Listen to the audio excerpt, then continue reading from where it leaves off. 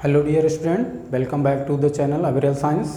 और आज हम लोग जो ये चैप्टर पढ़ रहे थे रिफ्लेक्शन ऑफ लाइट, उसी को थोड़ा सा आगे बढ़ाते हैं। और इसमें आज हम लोग पढ़ेंगे स्फेरिकल मिरर के बारे में। स्फेरिकल मिरर, जैसा कि नाम से ही पता चल रहा है कि ये किसी स्फीयर का ही पार्ट होंगे। जैसे मान लीजिए कि कोई एक स्फीयर है और इसका ये मान लीजिए कि सेंटर है, ठीक। अब इसी स्फीयर से हमें जो है स्फेरिकल मिरर को बनाना है। तो उसके लिए हम लोग करते क्या है कि इस स्फीयर को थोड़ा सा कट कर लेते हैं, इसे पार्ट्स में इसको डिवाइड कर लेते हैं। और जैसे मान लीजिए कि इस तरह हमने इसको कट कर लिया और सपोज कीजिए कि ये इसका आउटर सरफेस है, आउटर सरफेस, और ये जो है ये इसका इनर सरफेस है।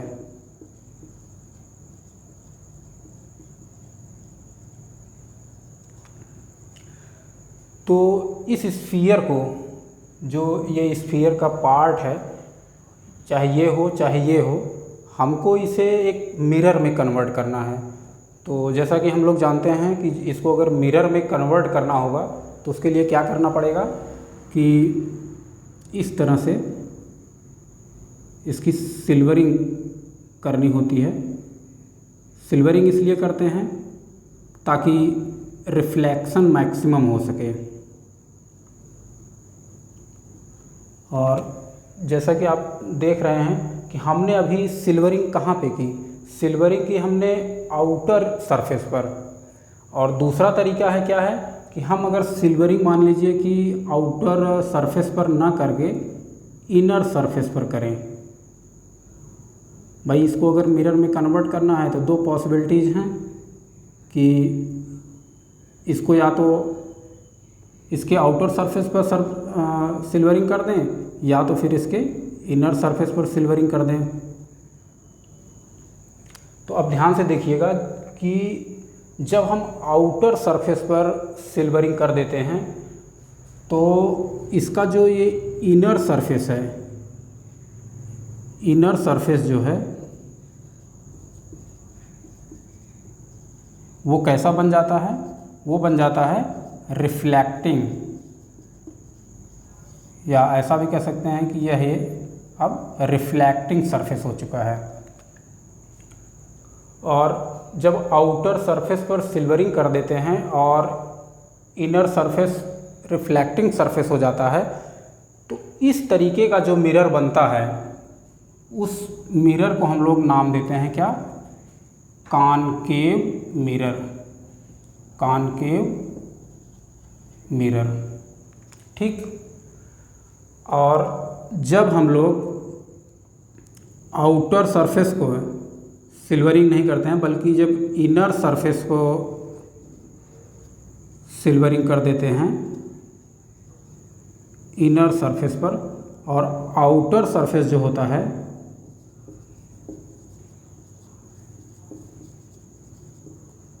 आउटर सरफेस जो होता है वो क्या बन जाता है, रिफ्लेक्टिंग सरफेस। Reflecting surface. तो ये कैसा मिरर हो जाता है, ये हो जाता है कॉन्वेक्स मिरर।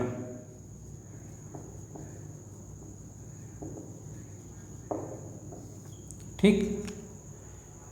एक ग्लास स्फीयर है, उस ग्लास स्फीयर से काट के हमने एक स्फेरिकल पार्ट ले लिया और उस स्फेरिकल पार्ट के आउटर सरफेस पर कर दी सिल्वरिंग। और जब आउटर सरफेस पर सिल्वरिंग कर देते हैं तो इनर सरफेस कैसा हो जाता है, रिफ्लेक्टिंग सरफेस। तो ऐसे मिरर को हम लोग क्या बोलते हैं, कॉनकेव मिरर। और जब इनर सरफेस पर सिल्वरिंग कर देते हैं और आउटर सरफेस बन जाता है रिफ्लेक्टिंग सरफेस, तो ऐसे मिरर को हम लोग क्या बोलते हैं, कॉन्वेक्स मिरर, ठीक। अब आइए देखते हैं इसी में एक तरह की और पॉसिबिलिटी हो सकती है। जैसे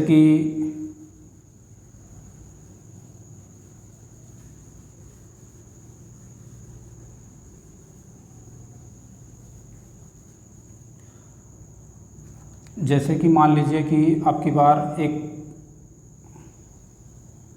स्फीयर लिया, उसका ये हुआ सेंटर, कट कर लिया दो पार्ट में, ठीक, उसको कट कर लिया। अब हमें इसको चेंज करना है मिरर में। तो मिरर इसके लिए क्या करते हैं कि इस तरह से इनर सरफेस पर हम अगर कर दें, इनर सरफेस पर कर दें, इनर सरफेस पर सिल्वरिंग कर दें, और ये आउटर सरफेस जो है इसका, आउटर सरफेस जो है वो हो जाए क्या, वो अपने आप हो जाएगा रिफ्लेक्टिंग सरफेस, ठीक। अब इसमें क्या करें कि आउटर सरफेस पर कर दें सिल्वरिंग, तो इसका इनर सरफेस जो है वो हो जाएगा रिफ्लेक्टिंग सरफेस। तो देखिए इस तरह के मिरर में, और जब हम इस तरह का मिरर बनाते हैं तो दोनों में डिफरेंस क्या है? दोनों में डिफरेंस ये है कि जैसे यहाँ पर इनर साइड रिफ्लेक्टिंग सरफेस था, वैसे यहाँ पर भी तो इनर साइड जो है या इनर सरफेस रिफ्लेक्टिंग है। तो क्या अब भी ये क्या कॉनकेव मिरर है? ये बिहेव तो करेगा मिरर की तरह, लेकिन हम लोग इसे कॉनकेव मिरर कंसीडर करके नहीं चलेंगे। उसकी वजह ये है कि अगर इसको हम कॉनकेव मिरर लेते हैं तो हमें ऑब्जेक्ट को इसके रिफ्लेक्टिंग सरफेस के सामने ही कहीं रखना पड़ेगा।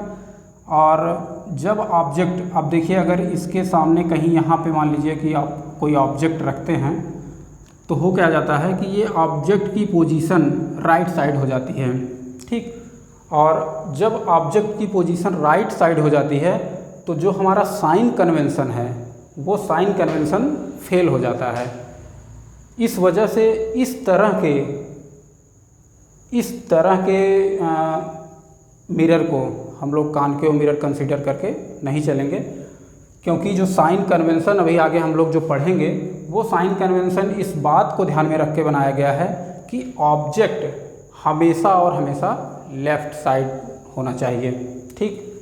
तो इस तरह का जो बन के आता है ये जो है अपने लिए यूजफुल नहीं है।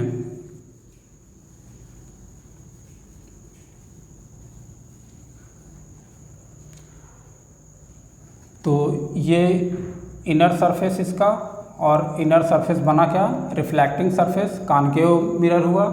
इस केस में क्या हुआ कि आउटर सरफेस रिफ्लेक्टिंग है, इनर सरफेस पे सिल्वरिंग है, इसको बोलेंगे कॉन्वेक्स मिरर। अब इसको थोड़ा सा अलग अलग देखते हैं कि इसका लाइट के प्रति बिहेवियर कैसे होगा दोनों का। थोड़ा सा अब इसको अलग अलग कर लेते हैं।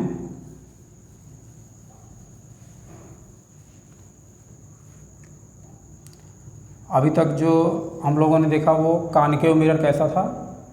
कॉनकेव मिरर कुछ इस तरह था कि जिसका आउटर सरफेस सिल्वरिंग हो, इनर सरफेस जो है वो रिफ्लेक्टिंग हो। और कॉन्वेक्स कैसा था कि जिसका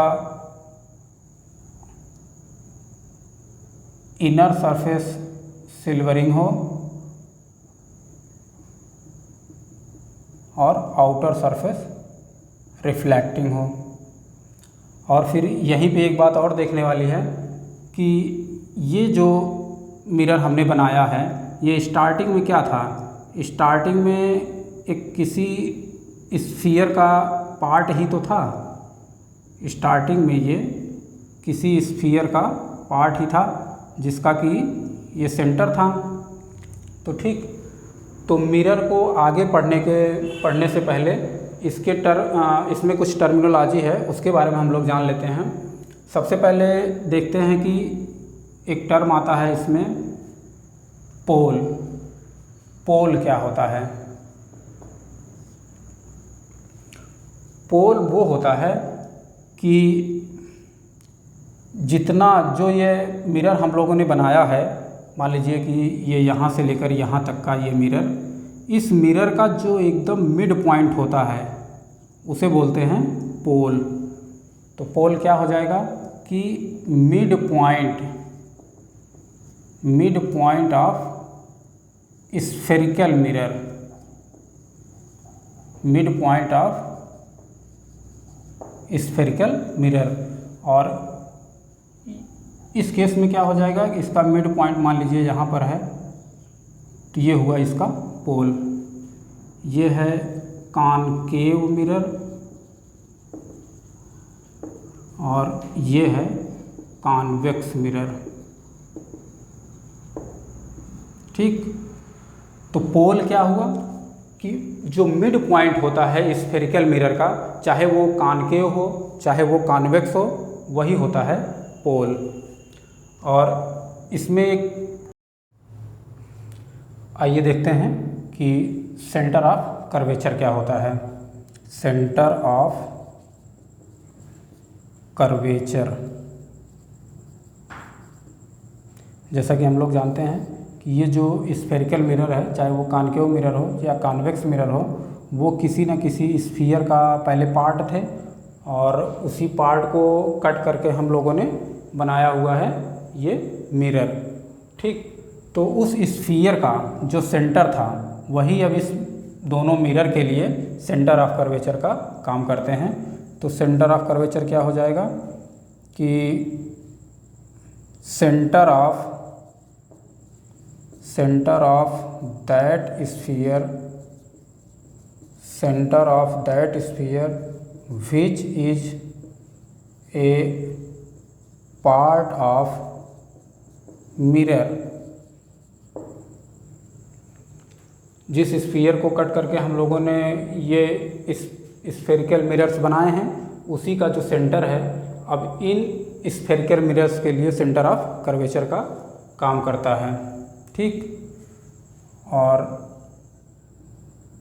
अब देखते हैं इसमें एक टर्म और आता है कि प्रिंसिपल एक्सिस क्या होती है। प्रिंसिपल एक्सिस, तो प्रिंसिपल एक्सिस वो होती है जो एक स्ट्रेट लाइन होती है जो सेंटर ऑफ कर्वेचर और पोल को कनेक्ट करती है, चाहे वो कॉनकेव मिरर हो या कॉन्वेक्स मिरर हो। ये होती है प्रिंसिपल एक्सिस जो सेंटर ऑफ कर्वेचर और पोल को कनेक्ट करती है।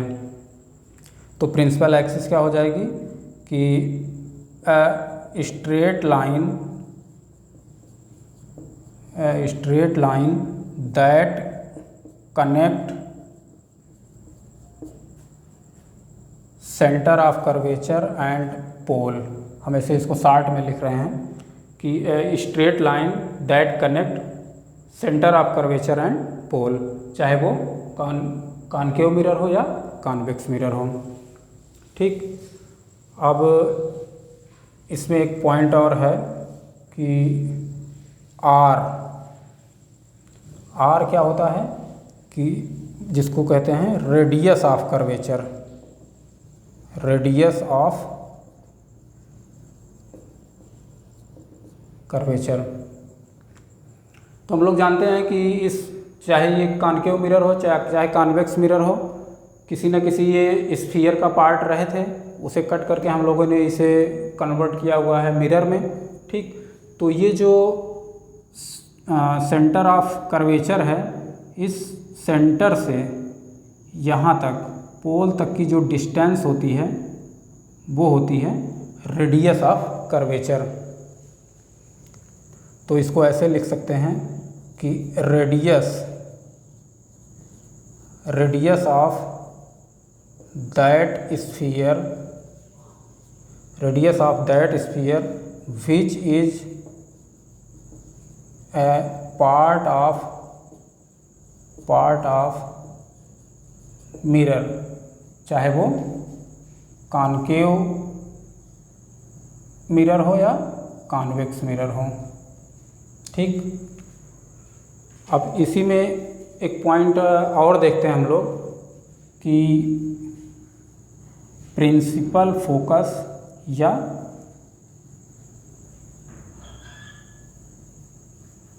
प्रिंसिपल फोकस क्या होता है।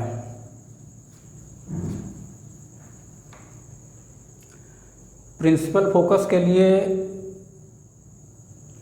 मान लीजिए कि चाहे ये कॉनकेव मिरर हो, कॉनकेव मिरर्स पर कोई मान लीजिए कि पैरेलल लाइट इंसिडेंट हो रही है, ऐसे ये ऐसे ये कोई पैरेलल लाइट इंसिडेंट हो रही है कॉनकेव मिरर पर, या फिर अगर कॉन्वेक्स मिरर में देखें तो कोई पैरेलल लाइट इस तरह से इंसिडेंट हो रही है। और ये हो गई अब इस मिरर के लिए इंसिडेंट रे जो कि पैरेलल है।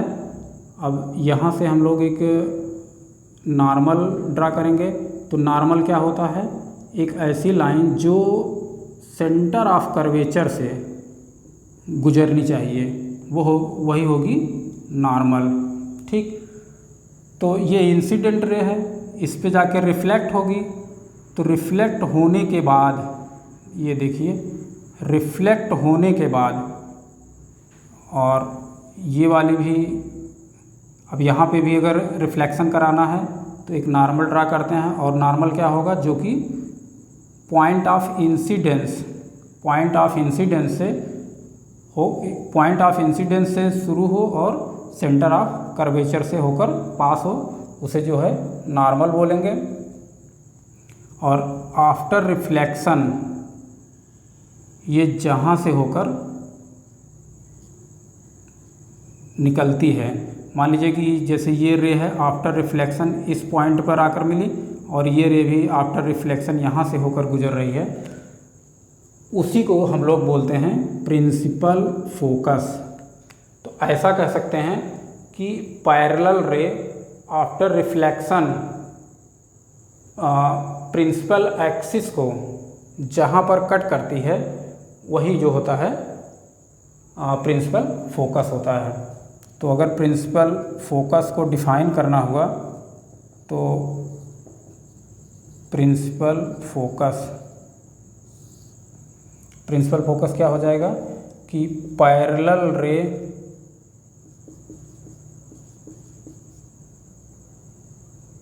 After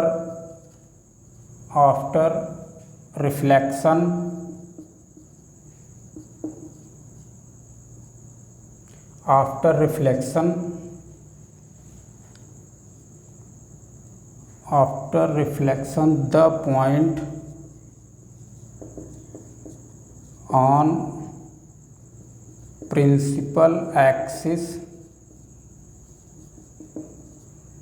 the point on principal axis where they really meet। अब कॉनकेव मिरर है तो ये रियली मीट कर रही हैं, और यही कॉन्वेक्स मिरर अगर है तो उसमें देखते हैं क्या होता है कि कॉन्वेक्स मिरर में अब जैसे ये पैरेलल रे आई, इस पर इंसिडेंट हुई, और एक नॉर्मल हम लोग ड्रा करेंगे। नॉर्मल क्या होता है कि पॉइंट ऑफ इंसिडेंस से सेंटर ऑफ कर्वेचर से होकर गुजरना चाहिए। तो ये पॉइंट ऑफ इंसिडेंस है और ये लाइन सेंटर ऑफ कर्वेचर से पास होनी चाहिए, तो वो हो जाती है नॉर्मल। ठीक, और वही चीज़ यहाँ पर भी है कि नॉर्मल ड्रा करने के लिए पॉइंट ऑफ इंसिडेंस से रे सेंटर ऑफ कर्वेचर से होकर निकलनी चाहिए, तो ये हो जाती है नॉर्मल। तो आफ्टर रिफ्लेक्शन देखिए लाइट का बिहेव कुछ इस तरह होगा कि ऐसे। अब ये तो कहीं पर मिलेंगी नहीं, ना ये रे ना तो ये रे, तो उसके लिए हम लोग क्या करते हैं कि इन रेस को पीछे बढ़ाते हैं ऐसे, इस तरह से पीछे बढ़ाने पर ये जहाँ पे एक दूसरे से मिलती हैं, अब देखिए जो रियल रेज हैं वो तो मिल नहीं रही हैं, पीछे बढ़ाने पर हमको ये पॉइंट मिल रहा है यहाँ पर, जिसको कि प्रिंसिपल फोकस बोलते हैं। कॉनकेव मिरर के केस में यही चीज़ क्या होती है कि वेयर दे रियली मीट, लेकिन कॉन्वेक्स मिरर के केस में क्या हो जाएगा कि प्रिंसिपल फोकस क्या हो जाएगा कि पैरेलल रे after reflection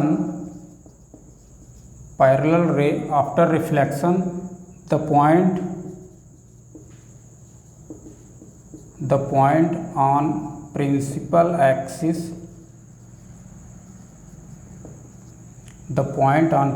axis where they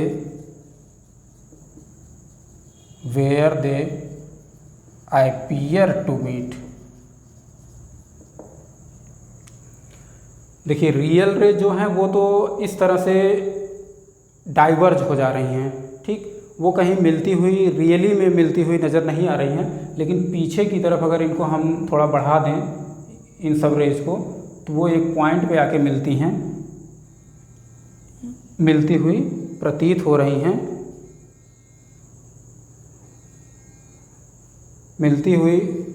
रही हैं,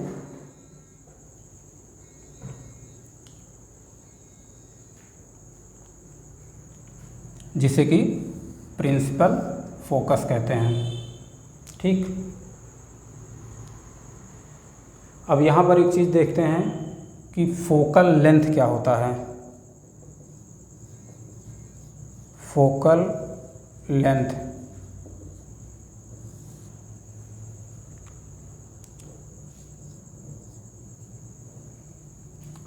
तो ये प्रिंसिपल फोकस और पोल के बीच की जो डिस्टेंस होती है, इसको ऐसे लिख सकते हैं कि distance between principal focus and pole. Distance between principal focus and pole, principal focus और पोल के बीच की जो ये डिस्टेंस आती है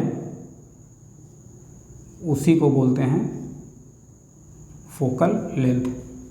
यहाँ पर भी वही हो जाएगा कि प्रिंसिपल फोकस और पोल के बीच की जो डिस्टेंस है वो हो जाती है फोकल लेंथ। और इसमें देखेंगे कि आर और एफ में एक रिलेशन बन के आता है कि R is equal to 2f। Radius of curvature जो होता है फोकल लेंथ के साथ ऐसे रिलेशन में होता है, r is equal to 2f, ठीक। अब इसमें एक पॉइंट और है, देखते हैं एपर्चर क्या होता है, जिसको कि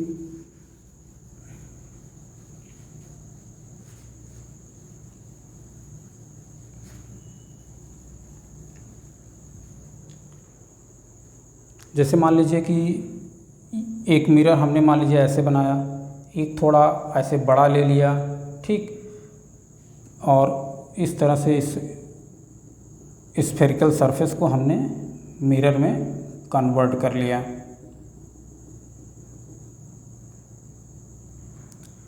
तो एपर्चर होता है, मान लीजिए जैसे ये है, ये इसका पोल हो गया,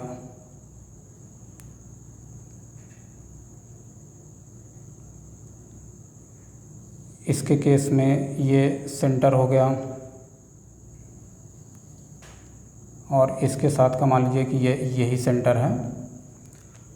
तो एपर्चर वो होता है कि जैसे देखिए अगर इस स्फेरिकल सरफेस को जब हम लोग मिरर में कन्वर्ट कर देते हैं तो इसका इतना पार्ट या इतने पार्ट से रिफ्लेक्शन हो सकता है, और इस केस में क्या है कि इतने पार्ट से रिफ्लेक्शन हो सकता है। तो इसी को जो इफ़ेक्टिव रिफ्लेक्टिंग पार्ट है मिरर का, उसी को हम लोग क्या बोलते हैं, एपर्चर। अगर छोटा मिरर है तो उसका एपर्चर छोटा है। छोटा एपर्चर का मतलब क्या है कि उसमें रिफ्लैक्टिंग जो इफ़ेक्टिव रिफ्लैक्टिंग पार्ट है वो छोटा है, और बड़ा मिरर है तो उसमें ये कह सकते हैं कि जो इफ़ेक्टिव रिफ्लैक्टिंग पार्ट है वो बड़ा है। तो एपर्चर को कुछ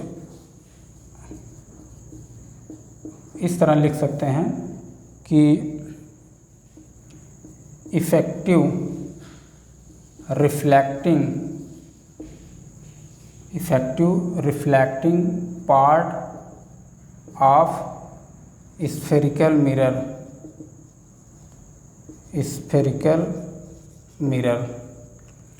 जो इफ़ेक्टिव रिफ्लैक्टिंग पार्ट होता है, क्योंकि अब जैसे मान लीजिए यहाँ तक इसको बढ़ा दें, इसको यहाँ तक बढ़ा दें, लेकिन हमने जो है इसको मिरर जो है इतने ही पार्ट को कन्वर्ट किया हुआ है मिरर में, तो रिफ्लेक्शन तो इतने ही पार्ट से होगा ना। तो जितने पार्ट से रिफ्लेक्शन हो सकता है वही जो है एपर्चर कहलाता है, कि effective reflecting part of spherical mirror.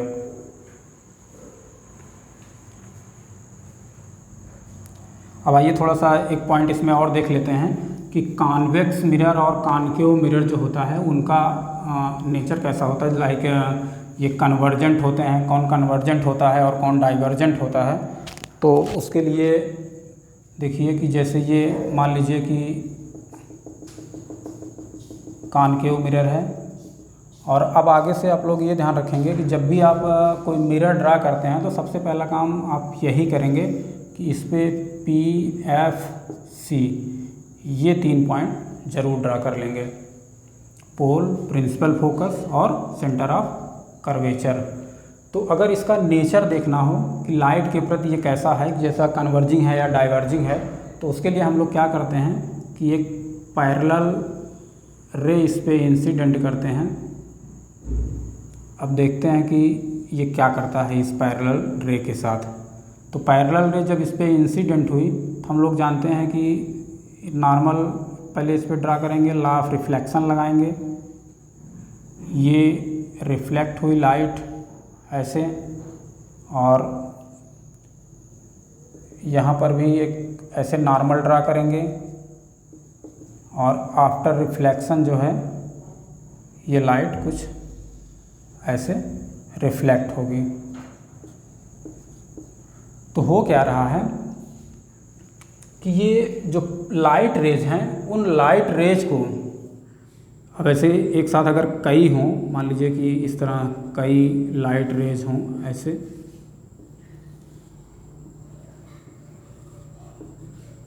सबको क्या करेगा कि एक पॉइंट पे लाकर कन्वर्ज कर रहा है ये मिरर ऐसे।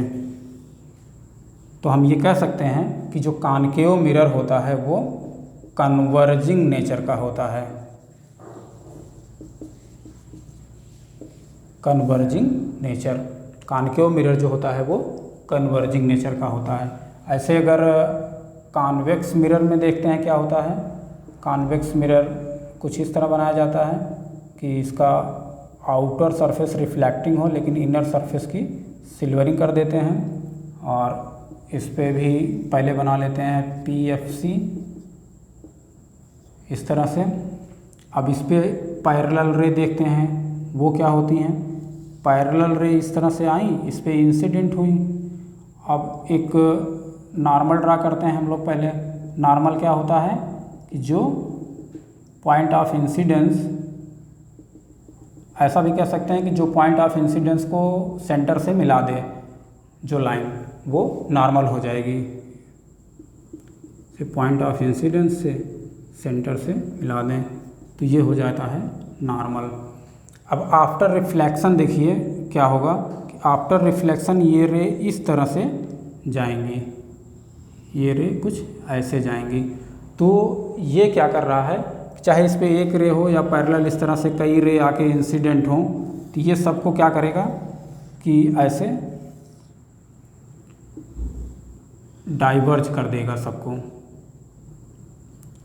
तो कॉन्वेक्स मिरर को क्या बोल सकते हैं कि डाइवर्जिंग नेचर का, डाइवर्जिंग नेचर। कॉनकेव मिरर जो है, कॉनकेव मिरर कन्वर्जिंग नेचर का होता है, कॉन्वेक्स मिरर जो है वो डाइवर्जिंग नेचर का होता है। ऐसा